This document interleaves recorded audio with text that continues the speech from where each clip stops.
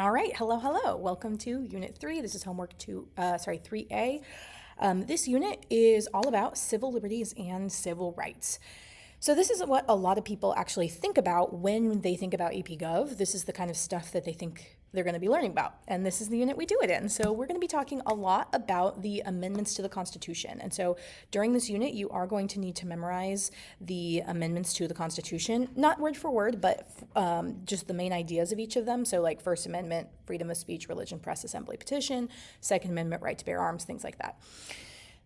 You'll learn about the difference between liberties and rights. We'll learn about the difference in priorities in America between public safety and individual liberty and the different perspectives that kind of show up within America, because that is kind of the divide that is like Republican versus Democrat, liberal versus conservative.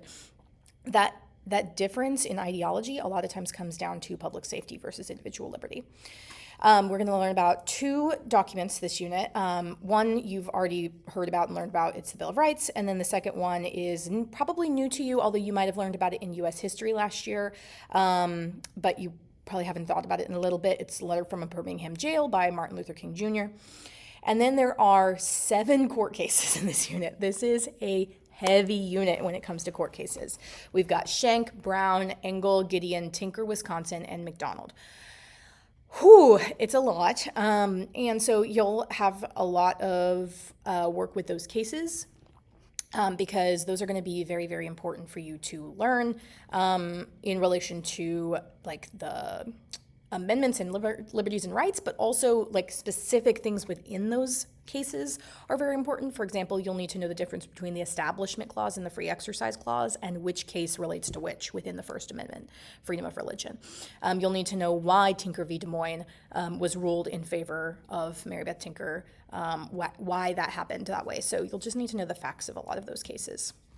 So let's start out with the Bill of Rights. The Bill of Rights was designed to protect individual liberties and rights, right? And so this is going to be the document after the Constitution was written that the Anti-Federalists wanted to write in order to kind of add to their side in the compromise, right? The Federalists wanted to ratify the Constitution.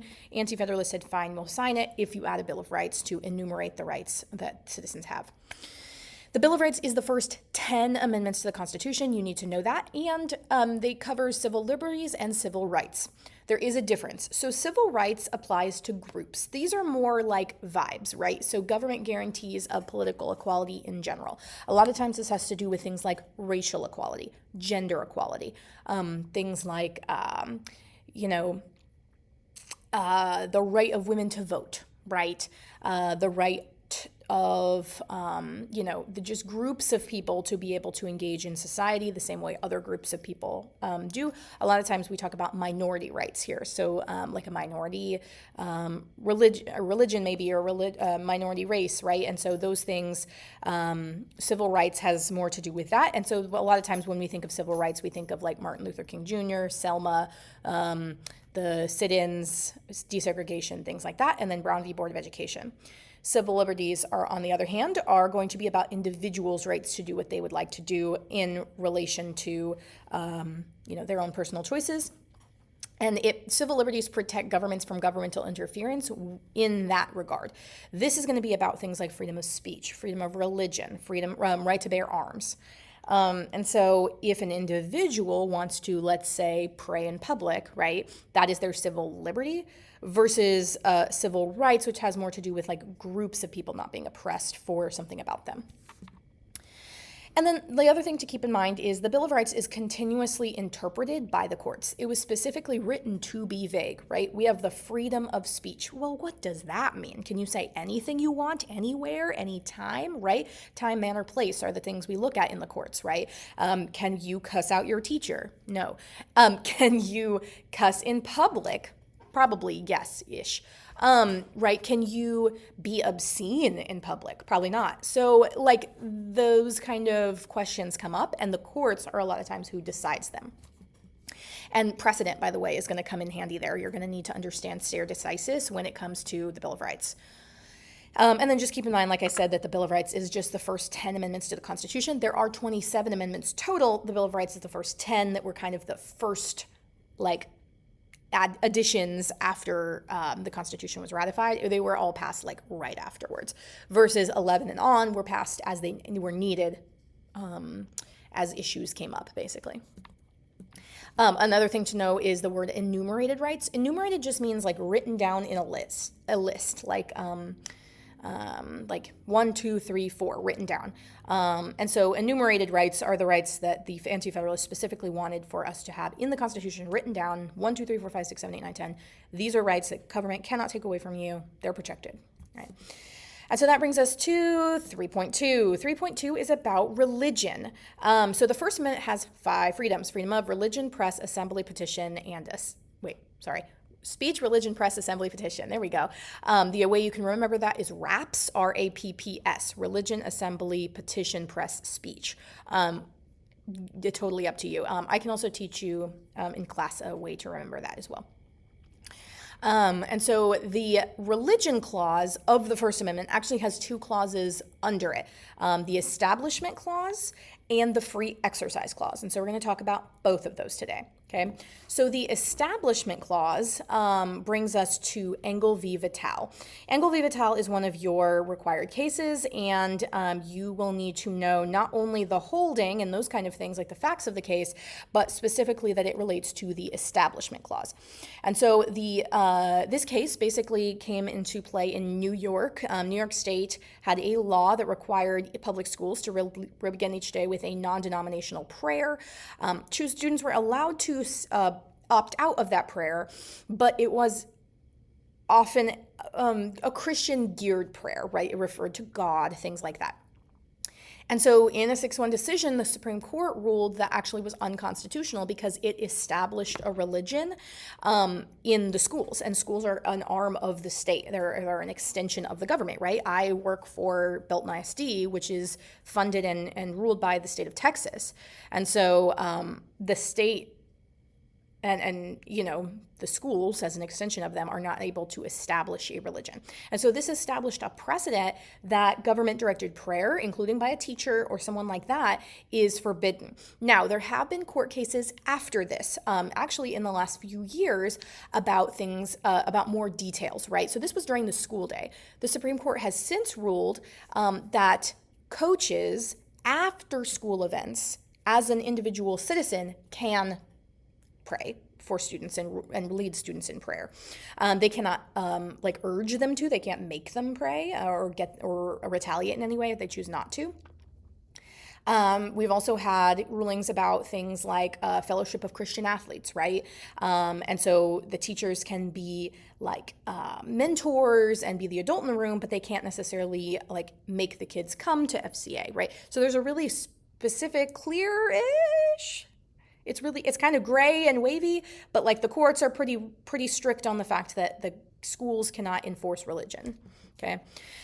And then the Free Exercise Clause, and this is, so if the Establishment Clause says the government can't make you be a certain religion, Free Exercise Clause says they can't stop you from being any specific religion. And this brings us to Wisconsin v. Yoder. And so Wisconsin v. Yoder is a case also about public education. The Amish community in Wisconsin is very established there, and they had a case where a student was pulled from school in the 8th grade. And in Amish tradition, that is very normal because children are educated up through the 8th grade and then pulled from school to continue their education at home through non-traditional means. So instead of learning traditional academics, they learn carpentry, agriculture, quilting, things like that.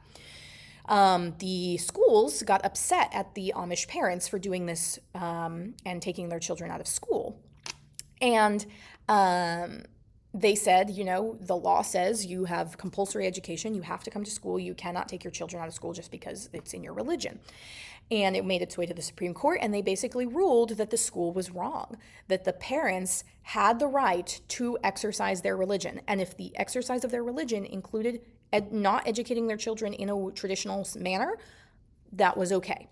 And so there are exceptions to this rule, but it effectively created, one, a background for homeschooling in the United States, and two, the kind of precedent that freedom of religion and the exercise of religion specifically trumps a lot of things, including your right to an education. That is the parents' right to make that choice for their children. And so that has been backed up by multiple court cases after this precedent has been upheld many, many times. So those two court cases you really have to know. They come up on FRQs, and they will, one or both of them will definitely be on your MCQs. That brings us to 3.3, First Amendment, speech. Like I said, 5 freedoms in the First Amendment. Speech is one of them. And so speech is a really interesting case. I love this topic. This is so fascinating. So first of all, you know that probably that speech is protected by the First Amendment, right? But you also know you can kind of get in trouble for what you say. So students always have a lot of questions about this. And so there are some restrictions on what you can say, okay? First of all, time, place, and manner, right? And these are the 3 things that the courts look at in, the court cases. When did you say the thing, okay? And in what context, right? There's a very big difference between saying, "Oh, I'm going to kill you" in the middle of a conversation where you're laughing, and "I'm going to kill you" in a very serious manner. That's obviously a threat. And one you can get in trouble for, and the other one you really cannot. Place is where you are, right? And so we're actually going to get into this when it comes to schools. If you are in school, your right to freedom of speech is slightly restricted, but in very specific ways. You cannot get in trouble for political speech, but you can get in trouble for disturbing the educational environment. So if your political speech is standing up in the middle of the classroom screaming, well, we can tell you to stop doing that. That's allowed. I'm allowed to censor your speech there. But if you are simply having a calm conversation at lunch about your political beliefs, that is absolutely protected under the First Amendment. And then manner, right, is kind of goes back to what I said. That's how you say it, right? And so if you're cussing out your teacher while giving your perspective, that's clearly disruptive and disrespectful. And we as a school have the right to discipline that under our educational discipline code. But if your manner is non-disruptive and respectful and not obscene, right, which we'll get into that in class actually. We're going to talk a little bit about cursing and things like that, what that actually, that's protected under the First Amendment. And that brings us to obscenity. And so there have been many court cases about obscenity. Obscenity is basically inappropriate adult material. And so the courts have basically ruled that this is protected, but where it can be is not protected. So obviously children should not be able to access certain materials, but the production of those materials is protected under the First Amendment. Defamation, libel, and slander, these are not protected. Defamation is basically speaking badly about someone in an untruthful manner in order to defame them, so ruin their reputation. Now, telling the truth about something bad someone did is different. That's not defamation. But if you know what you're saying is false and you're doing it to ruin their reputation, get them fired, anything like that, that's considered defamation. There's 2 types of defamation. Well, there's more than that, but the 2 we study are libel and slander. Libel is written word, slander is spoken word. And you can remember that because slander, speech, they both start with S, or spoken, right? Slander is spoken, and then libel is written down. And so basically, if you were to, publish a memoir where you asserted that, your boss was engaging in illegal activities at work when he was not, that could be considered libel, and he could sue you in a civil court. It's not criminally liable for those kind of actions, but you could be sued. And then we have 2 tests that the courts actually look at when we are trying to censor speech or not censor speech. The first kind of rule that they look at is what's called the clear and present danger clause. And this is under Schenck v. United States. Basically, this is just asking, do your words pose danger? Are they going to hurt someone? And so this could be threatening someone. This could be trying to hire a hitman with your words, right? Though that's not protected under the First Amendment. It could be trying to start a riot, saying, hey guys, let's get him, that kind of thing. And so that was the original kind of test. That has since been replaced with what's called the imminent lawless action clause, or the Brandenburg test is what it's called, because Brandenburg v. Ohio is the case that was in. And basically, this is what people look at when they try to figure out, can we censor speech? Is this going to incite or try to make people do imminent, which means right now, lawless, illegal, action, something you're doing that is going to be illegal in the moment. And so if I walk up to someone and say, hey, I'll give you $1 million to go kill that guy, that is not legal. I can't do that because it is inciting them to do something illegal. Whereas, if I just am ranting and say, oh, I'm just like so angry at this person, I wish I could kill him, that is protected under the First Amendment, although not very nice. And so that brings us to Schenck v. United States. Schenck v. United States is a really interesting case that established, like I said, the clear and present danger clause. Basically, Charles Schenck was a Socialist Party leader in the 1910s. It was 1919. And so basically we have World War I, and there's a draft. And so they are drafting people to fight in the U.S. military, and Schenck decides, among other people, he's working with others, to create a anti-draft pamphlet that instructs others on how to draft dodge, basically, how to obstruct military enlistment, how to get out of the draft. And so he got in trouble for this. He was mailing these pamphlets out, urging resistance, and he got arrested, and they said this violated the Espionage Act of 1917. Which criminalizes interfering with military operations.